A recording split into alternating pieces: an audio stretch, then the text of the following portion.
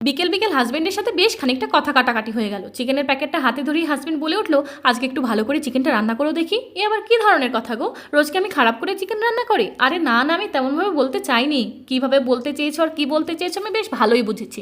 Sorry বাবা sorry, এভাবে বলাটা আমার ভীষণ ভুল হয়ে গেছে। রাত্রিবেলা তো ডিউটি আছে, আমার জন্য তো চিকেন রুটি বানাবেই। তবে আমার সাথে যে স্যারটি ডিউটিতে থাকবে তার জন্য একটু খাবার প্যাক করে দিও। যে স্যারটি আমার সাথে থাকবে সে কিন্তু বাঙালি নয়, তাই তুমি যেভাবে চিকেনটা রান্না করো সেটা কিন্তু আমরা খেতে ভালোবাসি, তবে ওনাদের মুখে অতটাও সুস্বাদু লাগে না। আমি তো বাইরে বাইরে থাকি, তাই বিভিন্ন ধরনের চিকেনের স্বাদও আমার জানা। একটু দই, একটু টমেটো পেস্ট, একটু লেবুর রস। থাক থাক বাপু, এত কিছু বলতে হবে না। তার থেকে এক কাজ করো, রান্নাটা বরং তুমিই করো। আমি চিকেন রান্না করব, তুমি মুখে তুলতে পারবে তো? তুমি বরং রান্নাটা করো, আমি রেসিপিটি বলে দিচ্ছি। ঠিক আছে, তবে তাই হলো। যদি খেতে ভালো না হয় সে স্যারকে কিন্তু বলবে রান্নাটা তুমিই করেছো। তারপর ডিউটি গিয়ে রাত্রি 9টার দিকে ফোন আসে, পাগলি রে তোর কাজ বোধহয় আমি বাড়িয়েই ফেললাম। কেন? আর বলিস না, স্যারের চিকেন চিংড়িসটা এত ভালো লেগেছে, আবার পরের দিন ডিউটিতে তোর হাতে চিকেন খেতে